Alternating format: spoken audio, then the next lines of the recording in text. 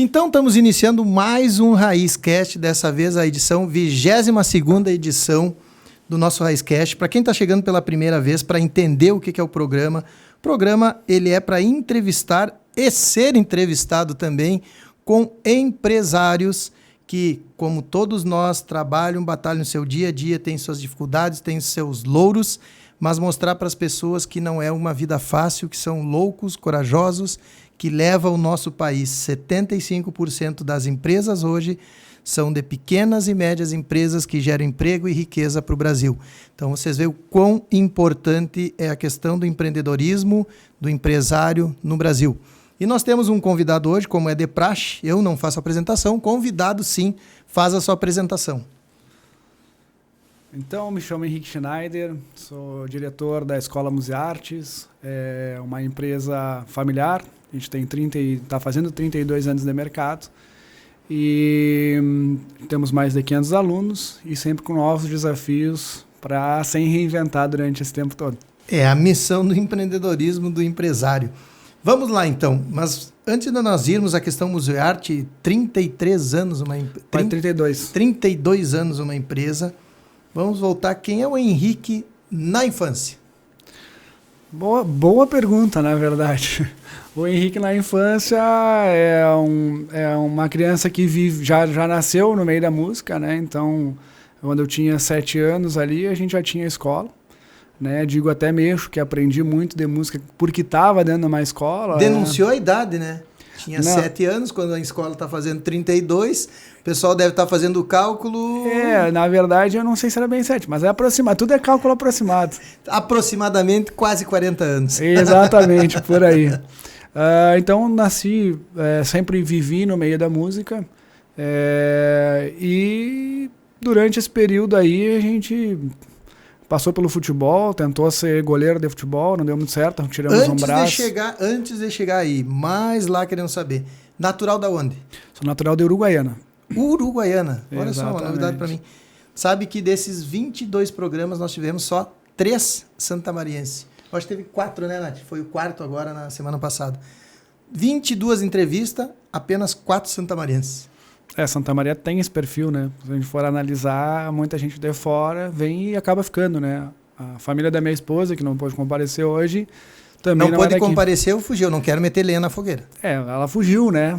Disse que tinha que se arrumar. E não deu sei aquelas desculpas e não veio. Não veio. Mas também toda a família dela de fora, né? O pai dela, inclusive, é do Rio e, por ser militar, acabou girando e ficou em Santa Maria e aportou, né? Mas é isso aí. Uruguaiana, então?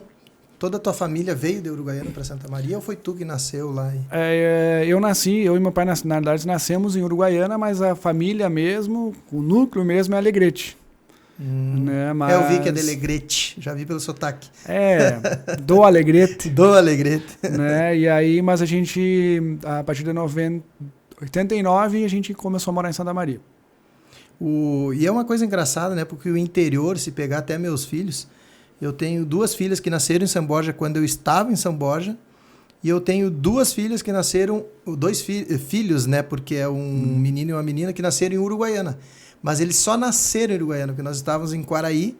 E por não ter médico lá, e acompanhava o médico da minha esposa, e o hospital também naquela época não era muito bom, resolvemos que o parto foi em Uruguaiana. Eu não vivi muito em Uruguaiana. Quando eu falo, na verdade, eu tenho mais referência em Alegrete do que Uruguaiana. Porque os meus filhos mais pequeno. Ainda, porque ficaram um dia só, nasceram no outro a gente voltou. Eu ainda durou 1 ano e meio ali. Ficou 1 ano e meio lá.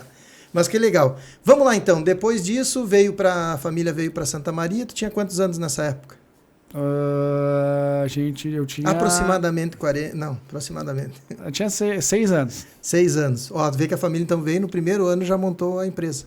Não, na verdade, assim, contando um pouco da história, a minha mãe, que é a fundadora, né, da escola... Deve ser. Filha de meu avô era maestro também, aqui em Santa Maria, ele também morava, né? E a minha mãe trabalhava, na verdade, ela era assessora de político. Então, a gente nasci na prefeitura, basicamente, lá de Uruguaiana. Ela trabalhava com um deputado lá, com um prefeito lá, depois ele se tornou deputado. A gente foi para Porto Alegre. Então, ela trabalhou na Assembleia, que até eu mexo com ela hoje, que aí entra a questão do empreendedorismo, né? Então, ela ganhava muito bem, Estava lá, o deputado acabou virando prefeito, e aí ela tinha que escolher se ela voltaria para o Uruguaiana, né, ou o que ela faria. E aí então ela resolveu sair, disse que não era essa que a vida que ela queria, e foi pensar no que ela sabia fazer bem. Minha mãe toca desde os 4 anos. E a partir disso, aí sim ela resolveu fundar a escola dela. A fundadora, então, da Musearte foi a tua mãe. Isso, a dona Neida Liege. Deus o livre, Neida não pode falar, Liege Schneider. Liege Schneider. Neida não podemos falar. Neida não, então, Neida nós não vamos repetir. Isso aí. Para não ter problema com a dona Neida. Opa, com a dona Liege. Mas que legal. E aí, então? Começou a Musearte, ela começou a dar música. Vamos dizer, foi em casa ou ela já... Ela alugou uma... Primeiro ela começou com meu avô, né? Ele também tinha escola. Depois eles se separaram e ela abriu uma sala para ela. Durou 1 ano. Ela tinha 60 alunos e estava enchendo. E aí então ela resolveu, aí sim, alugar um espaço onde tinham 5, 6 salas e começou a realmente virar uma escola de música. Muito legal. E uma pergunta, uma curiosidade. Naquela época era mais fácil ter aluno ou hoje o pessoal era mais, vamos dizer, voltado à música naquela época ou hoje? Naquela época tem uma especificidade. Nós estamos falando há 30 anos atrás, mais ou menos. 25 anos, vamos falar assim. Um número mais redondo. Estamos em 2023, vamos falar em... mas agora tu sabe que eu falando isso aí, eu tô pensando que eu tô velho. Não. Porque se eu tava falando para ti assim, vamos pensar 23 anos atrás. E aí eu parei para pensar do ano 2000 já. Eu tô velho mesmo. Então, na década de 90, a gente tinha muito claro, por exemplo, a gente tinha muito aluno de teclado. Né? Lembro que era isso eu lembro. Isso. Inclusive, eu ganhei um teclado com 15 anos, era toda uma febre. Meu pai fez um sacrifício, comprou no Uruguai na época ali. Sim. Um teclado para mim. Eu iniciei a dedilhar o teclado, mas é depois... Só falta dizer que era um Kawai a marca, não vai lembrar, né? Mas na época no Uruguai muito era com Kawai. K, não era o Kawai com K, né? Isso, exatamente. E a partir dos anos 2000 aí sim começou a ter uma movimentação diferente. Então até 2015 era muito aluno de violão. Tinha os outros instrumentos, começamos só com teclado, né? Só para não perder a linha do tempo. Que estava todo mundo, né? A partir de 91, 2 ali, na verdade a escola foi em 91, então 93 ela começou a abrir para os outros, começaram a procurar muito, então tinha violão, guitarra, bateria. Mas a partir dos anos 2000 que realmente houve a mudança, aí o violão começou a ser o instrumento mais preferido do público. Vamos ver se encaixa isso, nós estamos falando, eu fui para a faculdade em 95, por 97, 98, antes de ir para a escola militar, o pessoal começava a tocar muito violão nessa época, me lembro que era muita rodinha. Isso, praticidade de tu levar, né? Então foi. E agora, a partir de 2015 para cá, com esses programas de voz, né? Aí a coisa mudou. Hoje a maior procura é para técnica vocal, né? Aula de canto. Então hoje... Seria canto, a Dona Nath está ali, eu digo que tem... É que a gente, pai é suspeito de falar, né? Mas eu vejo um talento de música, mas ela tem essa vergonha e não vai para... Eu acho que é uma futura aluna aí, nós temos que... Vamos lá, vamos fazer uma aula experimental. Não, eu acho, nós vamos ter que fazer, eu vou voltar, porque eu acho que se a gente não insistir ou não fizer aí, né, não sabe se vai ter resultado. Isso acaba ajudando, né? Incentivar, né? Fazer Não, vamos lá. Não é nem incentivo, né? Porque muitas vezes eu digo a gente se movimenta pela dor, né? Ou pela obrigação mesmo. Exato. De fazer aquilo. Eu até 4 anos atrás nunca aceitaria o convite de vir para conversar, porque eu não falava muito em público. Eu sempre me apresentei. Então, tipo, se tivesse que tocar, eu tocava nos anos 2000, eu tocava na noite. Mas eu só tocava e cantava, eu não me comunicava com o público porque eu era muito tímido. E hoje tá bem, então 3 câmeras aqui, uma gigante mais um... Nem tinha percebido, mas tá tudo certo. Mas tá tudo tranquilo. Mas respondendo a tua pergunta, eu acho que hoje tem, obviamente, uma demanda maior do que na época. Hoje é maior, então, a demanda. Eu ia dizer que tu ia falar que antigamente as pessoas procuravam mais, mas então hoje assim... Por muito tempo, talvez a pandemia tenha mas mudou muito, né? A pandemia, vou dizer que ela mudou todos os sentidos em todas as coisas, assim, ela reinventou mesmo, acho. Eu acho que antes da gente reestruturar a escola, nós estamos falando uns 5 anos atrás, a gente tinha 170 alunos e o meu sonho era ter 300 alunos. Né? Então a gente começou a reformular E hoje a gente tem mais de 500 alunos, né? E o nosso objetivo é chegar a 600. Só que eu tenho certeza de uma coisa. Na época, com o teu sonho de 300 alunos, a receita era muito melhor para a empresa. Hoje, com 300 alunos, do jeito que os custos e a situação vem vindo, ela muda muito a questão para o negócio. Eu tenho quase certeza disso. O que eu vou te dizer? Aí depende do nível que está a empresa, né? No sentido de, naquela época a gente era deficitária. Acho que se for para falar, como tu disse, para a gente falar o que, não só o lado bonito da coisa, né? A Museartes, nesse meio tempo aí, ela já quebrou umas 4 vezes. Mas isso nós vamos falar que nós tínhamos, quem criou era uma pessoa que foi música, que não estava no empreendedorismo, o dom dela era música, gostava de ensinar as pessoas. Eu tô falando sem conhecer, né? Eu tô exato, exato. Se tu deixar até hoje, ela vai dar aula de graça, né? Então, assim, isso que eu ia dizer. Porque é o que ela gosta. Inclusive, ela quebrou, aliás, a escola quebrou e ela voltou porque ela acabou queimando o patrimônio dela para que a coisa funcionasse. Andasse, né? E apostando, e ela gostava daquilo, e queria ver as pessoas. Ah, vou vender uma casa, vou botar ali, certo? E assim foi. Aí, à medida que a gente foi profissionalizando, a coisa foi melhor. Mas, então, há 4, 5 anos atrás, o nosso problema era gerenciamento. Era uma bagunça, era uma empresa familiar. A gente chegou a ter... nós somos 4. Quase todo mundo trabalhava na empresa. Então, aquela coisa, né? Muito chefe para pouco índio. Era muito cacique. E aí, as coisas não tinham controles. Enfim, não tinha nenhuma parte mais profissional, né? Para ajustar. A gente chegou a ter teve muita sucessão, né? A minha mãe então fundou, depois o meu irmão, que é o mais velho, administrou e conseguiu organizar. Foi quando a gente também estourou ali nos anos 2000.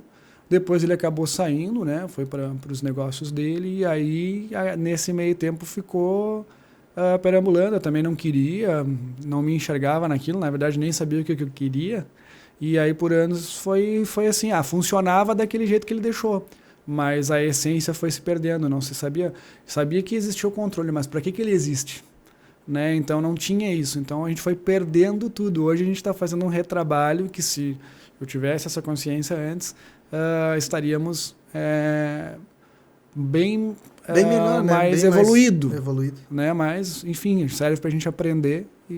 Eu vejo do pouco que eu tenho visto, inclusive a questão da música, ela também está migrando para uma questão virtual, uma preparação, e aí vem aquela questão e-book.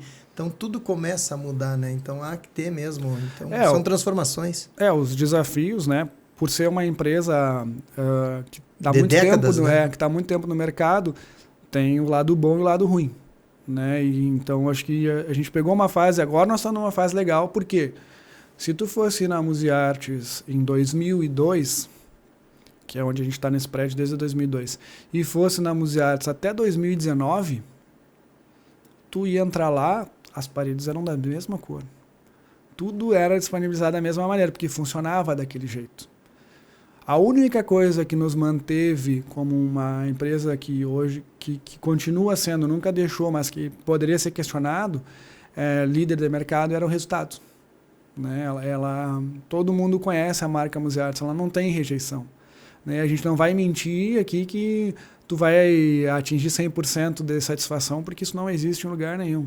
Mas a gente sempre entregou, né? A nossa média sempre vai boa. Ter a pessoa que não está satisfeita e não adianta, faça o que tu fizer e não vai dar. E às vezes tu tem que aceitar isso também, porque tu quer brigar com todo mundo no sentido de não, mas o meu processo é bom, não sei o que. Então, entra numa parte mais técnica. Mas, querendo ou não, foi importante para a gente entender. E aí, a partir disso, nosso desafio foi o quê? Fizemos uma pesquisa de cliente oculto, entendemos, as pessoas falaram a verdade ali, eu acho que é isso, a gente não pode viver do tapinha nas costas. E ali a gente viu, o pessoal detonou, assim, tipo, aquela sala ali, parece que tiraram as coisas de um quarto. Tem uma porta rosa lá que não faz sentido nenhum. A gente não consegue identificar quem que é o professor. Então estava muito jogado. E a partir disso a gente foi fazendo as alterações. E aí entrava naquela. O nosso slogan na época era, né, o clássico com um novo estilo. Então, por uma empresa muito grande, funcionava, não funciona mais. A partir disso a gente foi se adaptando. Mas a única coisa que eu não posso esquecer, que aí entra da fundadora, é o quê? A qualidade. Ela sempre entregou aquilo. Tem outros professores, obviamente, mas a Museartes ela é reconhecida por todo esse tempo por causa da Liege. Né? E nesses últimos anos a gente vem trabalhando isso, vem estruturando né? O que tu falou, temos que estar ligados às novas tendências e tecnologias, mas não podemos esquecer a qualidade. Então, hoje, enfim, existem inúmeras diferenças, né? Desde organizar a empresa, de parte de pintura, de mudar, né? Para que as pessoas enxergassem essa mudança, há também questões práticas e técnicas, né? Hoje a gente tem uma estrutura de curso montado, tudo identificado através de pesquisa e conversa para chegar onde chegou. E agora a gente, né, vem para esse último nível aí, que é, além de ter uma metodologia estruturada com material que o aluno possa olhar e entender onde é que ele está, também ter o apoio da tecnologia para chegar em casa, abrir um aplicativo, treinar, ter lá sua base ou cantar em cima, porque a gente entende que isso é um ensino de música completo. Não é só uma aula de música. Com toda, então, essa tecnologia, na verdade, essa adaptação, a Musearte, ela passa a estar virtualmente, está através da tecnologia, o aluno poder estudar de casa, ele ter o seu conteúdo, coisas que acredito que sejam um diferencial hoje na música, né? Uhum. E, ao mesmo tempo, vamos dizer assim, brindando com um professor para dar o apoio necessário ao que ele precisa. Porque a guerra vem hoje, as pessoas fazem cursinho online, né? Tudo vai para online, vou fazer. E a música é uma delas que é muito difícil ficar só no online, né? Tem a necessidade de uma pessoa do lado para orientar. Existem 2 pontos aí, né? Até a gente também está entrando nessa área de aulas online, a gente está para lançar um curso, mas ele é bem específico, porque, por exemplo, uma aula presencial, uma aula ao vivo, que a gente chama, ela tem desafios, que é a latência, né? Então, um vai tocar e o outro não vai, por mais que tu tenha internet, por mais que tu tenha, não casa. Então, a gente dá aula, a gente já atende alunos que são fora do estado, até fora do Brasil, enfim, a gente tem alunos que a gente consegue fazer, mas é um tipo de ensino que tu tem que aprender, né? Tu não, por exemplo, aquele tocar junto com o professor é muito difícil, né? Então, tu tem que passar o exercício, esperar o aluno realizar, então são diferenciais. Mas também tem, por exemplo, que a gente está lançando, que é um curso de música gaúcha, que são técnicas de música para quem já toca um pouco. Só que é para quem não está no estado. No estado a gente tem um monte de especialista, fora do estado a gente não tem. Então é um modelo diferente, a gente já veio com a proposta pronta, ela não é adaptável, não é o atendimento consultivo, né? Não é uma coisa de chegar na sala e eu gostaria de aprender assim, assim, assado. Não, ali olha, a gente tem um curso que é para te aprender a tocar chamamé, shot, chacareira e assim por diante. E aí o cara consegue assistir e se basear até, tanto pode ser até só porque ele online. já tem uma base musical, né? Então ele vai para aquele estilo de música. Mas a gente tem que estar em todos os segmentos, exatamente. Né? Porque senão, é como tu fala, é lindo os anos da empresa, mas a reinvenção tem que ser direto, porque senão é um grande problema. Eu gosto muito da frase do Flávio Augusto, né, da ISUP lá, que não existe estabilidade, né? Então, até a gente conversou, hoje, não posso falar o horário, né, mas enfim, a gente conversou hoje da questão da gente se acomodar, né? Tipo, a gente não pode achar que a nossa empresa, por estar num momento bom, a gente, deixa assim que o barco está funcionando. Acho que todo momento a gente tem que ter uma autocrítica. Uma visão e estar preparado para aquilo que vem pela frente. Porque o que serviu para mim esses anos ruins da Museartes foi isso. Tipo, hoje eu posso dizer que a gente não é que está bem, porque não tem como a gente estar bem, mas do tipo que a gente já passou, a gente está muito bem.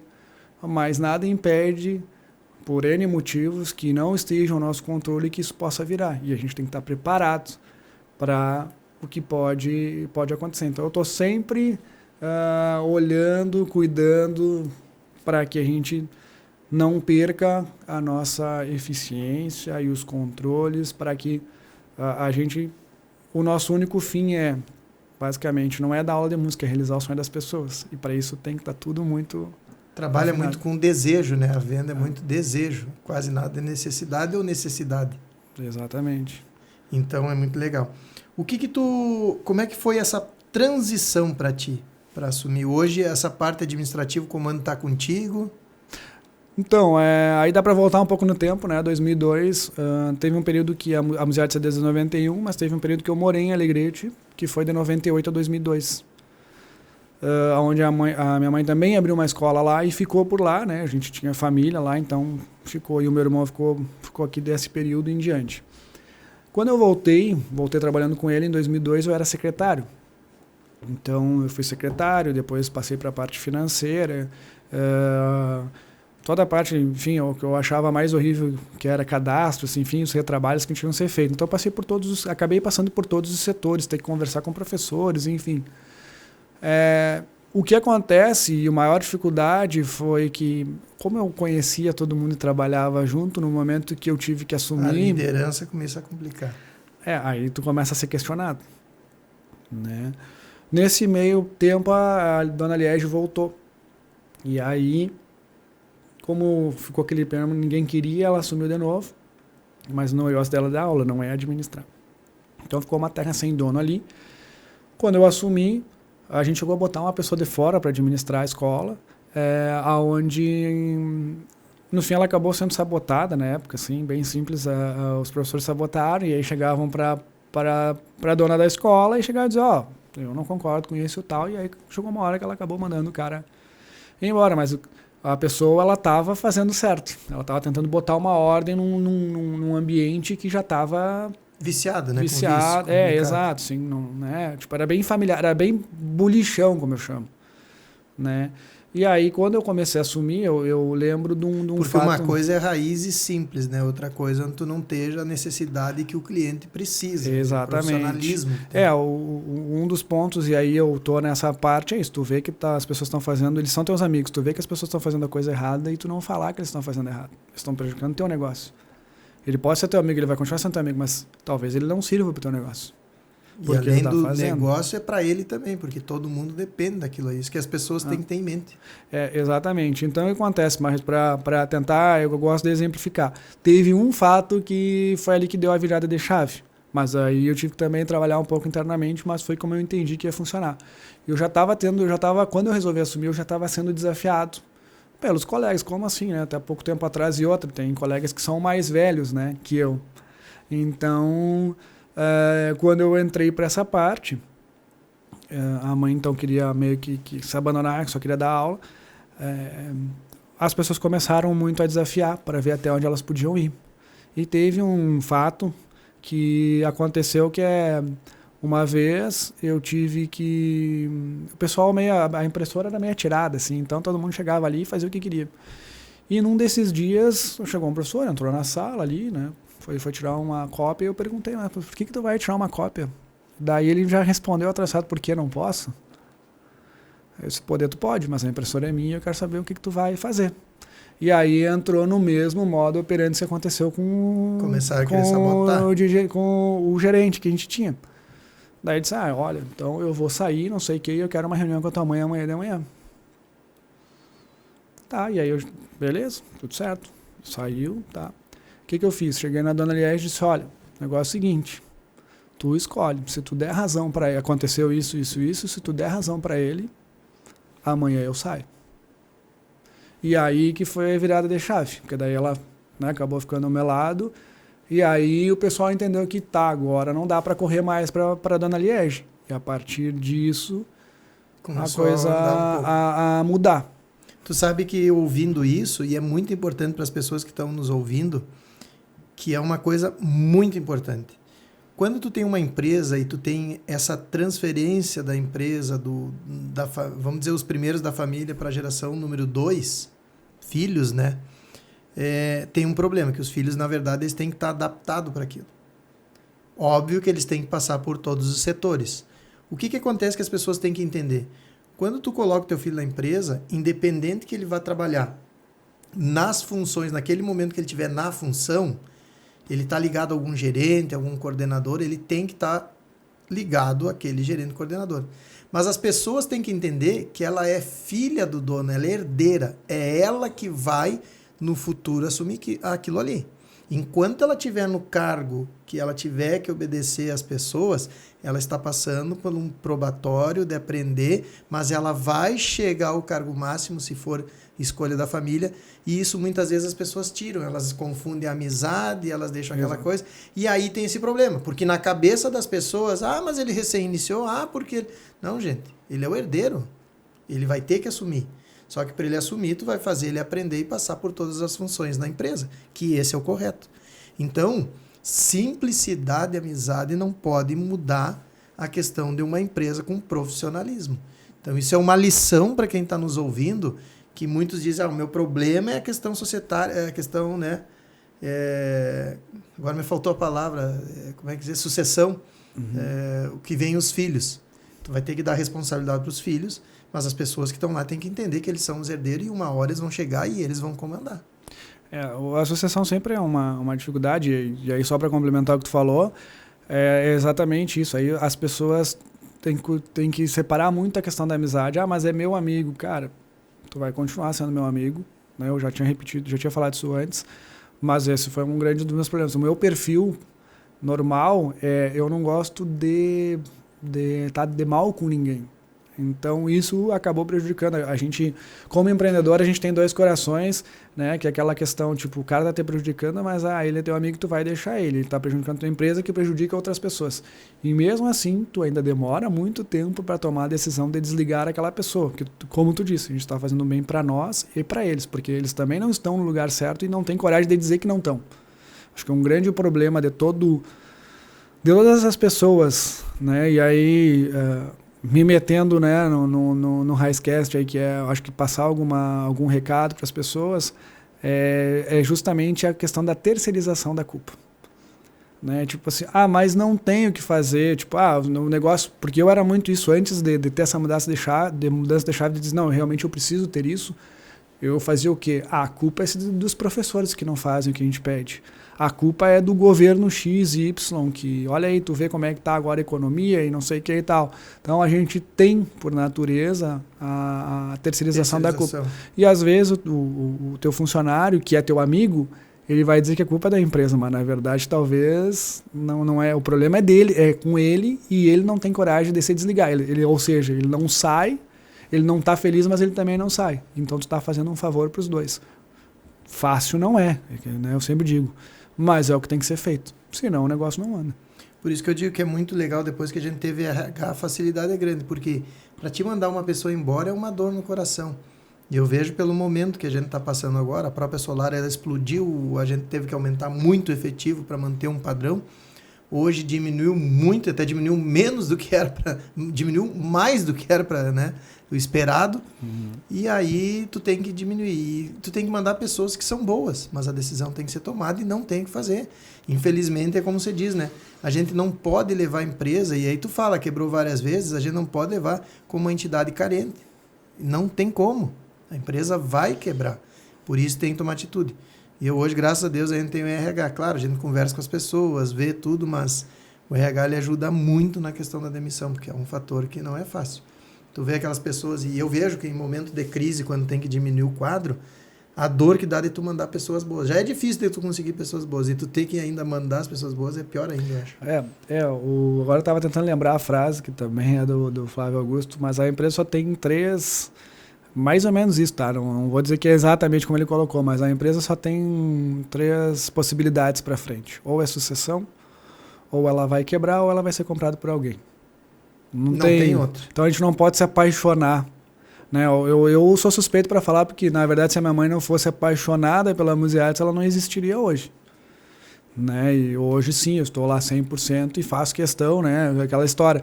Às vezes tu não gosta nem de entrar no teu trabalho porque tu só vê problema, que eu já tive essa fase. Nossa, todo mundo tem uma fase. Tem dia que tu não dá vontade de ir para a empresa, parece que é uma obrigação tu ter que ir para a empresa. Exatamente, né? Pelo menos hoje não se tem. Eu acho que tudo é questão de cada um entender o seu momento, né? A gente tem que trabalhar muito autoconhecimento nisso, né? Porque as pessoas, a falta do autoconhecimento deixa a gente se sabotando, né? E aí acaba trazendo problemas que tu não sabe onde é que vai te levar, mas ela acaba até trazendo um estresse desnecessário. Eu pedi para a Nath até fazer um vídeo agora ali, faz esse vídeo, Nath, que eu vou postar pro pessoal, porque eu vou falar uma coisa que tu agora chamou a atenção. Nessa frase que tu falou, para vocês verem, ao vivo, gravado, é tudo misturado. Ela vai largar aí, Nath. Nessa frase que tu falou, as empresas têm 3 caminhos. Ou é quebrar, ou vender, Ou sucessão. E eu vou dizer pela minha experiência de vida, que a minha primeira empresa, a gente fez uma venda dela. Não tinha como fazer a sucessão. A empresa ela estava bem, então foi feita uma venda. Hoje, analisando o problema que eu passo na área solar e até na maior empresa que eu tenho, voltando a tempos atrás, uma coisa muito importante que tu disse também, a gente tem que se autoconhecer e ter um controle. E isso é verídico. Por quê? Porque a primeira fase na minha empresa de segurança, como ela era uma empresa 24 horas, problema de assalto, né, tentativas, a gente monitorava muitos prédios, eu não dormia com a preocupação de que se uma coisa acontecesse, que na outra manhã iam me bater lá, me chamar urgente, porque aconteceu um arrombamento. Nós temos uma responsabilidade. Quem é responsável sendo todo esse problema? E eu, por muito tempo, acho que a minha gastrite foi daquela época ali, eu quase não dormia. Problemas, não era nem problema financeiro, era problemas, insegurança, responsabilidade pela empresa. Eu, assim, foi uma parte da minha vida, eu tive um pedacinho que parecia um inferno, pelo alto estresse. Com tudo isso, eu digo, a nossa escala da vida que a gente vai indo são para evoluções. Hoje, com o problema que tá, a Solar ela explodiu, tava uma maravilha. Hoje, ela veio assim, de repente, tem lojas fechando aí direto. A gente está preparado, tem todo um cenário, a gente já se preparou para isso. Mas se eu desse algum tempinho atrás, cara, eu não estaria dormindo, eu entraria num desespero e a minha saúde teria, porque com toda essa preocupação. E eu acho, e eu volto a dizer, muitas pessoas vão estar passando dificuldade no seu trabalho, com a sua empresa, vai dizer, é fácil falar. Não, não é fácil. Eu estou passando um momento de decisão muito difícil. Mas eu não estou passando para as pessoas isso, eu não estou levando para a minha equipe isso, eu estou trabalhando com a realidade e mantendo uma calma. E o pior de tudo, hoje tu acabou de me perguntar, e aí, semana que vem Estados Unidos, família, Orlando, Disney, uma coisa que há 21 anos atrás eu prometi, há 3 anos atrás eu venho pagando e projetando, chegando a uma semana do momento, eu nem pensei nessa viagem, porque eu estou muito preocupado com o negócio e como eu vou fazer. Mas eu acho que o mais importante da evolução de tudo isso é tu olhar com outros olhos e dizer, se isso não dá certo, eu faço isso, se eu não fizer isso, eu faço isso, mas hoje, se eu tiver que fechar aqui ou tiver um problema ali, eu tenho muitas outras coisas, porque a minha experiência que me trouxe aqui, a evolução me abre caminho. Então, se a pessoa está desesperada hoje, pode ter certeza. É esse caminho e todo mundo passa. Tu falou uma frase que o catador de latinhas, ele fala, quebrei 3 vezes para chegar onde cheguei. E isso vai fazer parte da vida. Geraldo Rufino. Eu não tenho outra. Não, eu não tenho que retocar, né? Eu vejo como tu leva a sério as coisas, né? E eu enxergo assim, né? Se tu botou a tua cara na empresa, né? Eu sei que hoje é uma moda, as pessoas quererem humanizar e mostrar. Acho que nesse ponto eu me identifico contigo, porque desse tempo todo que a gente está falando, 5 anos para cá que eu botei a minha cara para ser uma referência para Museartes, sendo que já tem a Dona Liege. Mas porque é a questão da responsabilidade que a gente tem. Tipo, se eu estou botando a minha cara é porque eu acredito no que eu vendo e o que eu entrego. E se tem um problema, eu sou o primeiro a ficar... Aquela história, eu sou da teoria do cliente tem a razão quando ele tem a razão. Porque toda vez que acontece algum problema, a gente vai ver o que aconteceu e vai tentar resolver. Da melhor maneira possível. Da melhor maneira possível, para que não aconteça novamente. Porque aí que tá, ninguém, como eu já disse, não é perfeito. Mas eu sempre tentei buscar a perfeição e às vezes a gente tem que trabalhar o autoconhecimento. Cara, não vai gastar muita energia num negócio que não vai resolver. Então a gente busca tudo, entende todo o processo para ajustar. E se o cliente não tem a razão, porque às vezes o cliente ele acha que, enfim, por N motivos, ele tem... Sim, ele se acha o dono da razão. Tu vai lá e tu mostra, tá aqui, ó, os registros estão aqui, a gente conversou, a gente mandou mensagem, não respondeu. Assim, e mesmo assim, mas aí que tá. Isso também é uma outra coisa que o empreendedor tem que eu sempre falo. Tem 2 situações. Primeiro, que o cara que está de fora, e às vezes ele não entende nada, ele sempre... É muito fácil achar... Eu parto dessa quando eu vou dar uma opinião. É muito fácil da gente achar solução para o problema dos outros. Só que a gente não sabe, a gente olha superficialmente, eu poderia chegar num restaurante e dizer, pô, mas aquele cara lá não está atendendo direito, não sei o que, mas eu não sei qual é o movimento. Essa é a primeira, e a crítica por crítica. Tipo, tá ruim, a aula de música é ruim. Tá, mas ela é ruim por quê? Não, mas é que eu não quero falar, porque não sei. Então eu não posso levar em consideração algo que não me diz como é que eu posso melhorar. Então as pessoas também têm que levar isso, né? E isso me fez aprender. Eu dava muita opinião para as pessoas. Eu aprendi que se não me pedir opinião, eu não dou mais opinião. E é muito importante isso, porque não sabe o momento, tu não sabe. Então essa questão da opinião, ela é muito complicada. Então a gente tem que aguardar pedir uma opinião. Porque no fim a gente... agora já botei até a gente. Quando a gente passa trabalho, a gente queria que alguém nos ajudasse. Mas depende também do momento que a gente está, a gente não vai nem querer escutar essa pessoa. Né? Então, mas aí a gente tem que se controlar, porque a gente fica ansioso para querer ajudar os outros. Mas uma frase que eu sempre uso, não adianta jogar boia para quem não quer ser salvo. É verdade. Né? A gente acaba ainda saindo por, como tu falou, em humildade antes ali, e a gente acaba passando por arrogante, porque a gente quer ajudar e não... E por muito tempo eu não aprendi isso, por muito embate, porque eu sempre fui uma pessoa que sempre quis fazer, e se é para fazer, vamos fazer, e eu quero aquilo. Eu olhava pessoas que estavam melhor que eu dizia, não, é ali que eu quero chegar, vou seguir esse exemplo.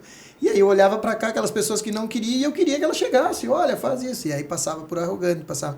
Então eu aprendi por muito tempo a viver a minha vida com a minha família e não, né, apresentar ou querer que os outros, se eles não querem. Então acho que isso aí é primordial para a vida. Eu só aproveitar aqui agora, enquanto tu estava falando, me veio um insight na cabeça que eu disse que foi a primeira vez, na verdade, já participei de outros programas, mas para falar muito bem da Museartes, né? E aqui eu sempre disse, quando estava na faculdade ainda, que eu nunca terminei, já comecei umas 5 vezes, nunca terminei, mas numa das faculdades eu mexia com os colegas e dizia assim, eu quero saber o dia que eu vou ter que palestrar, porque todo mundo fala a parte linda do negócio. Ninguém fala dos perdidos. E eu disse, eu vou fazer uma palestra só de perdidos.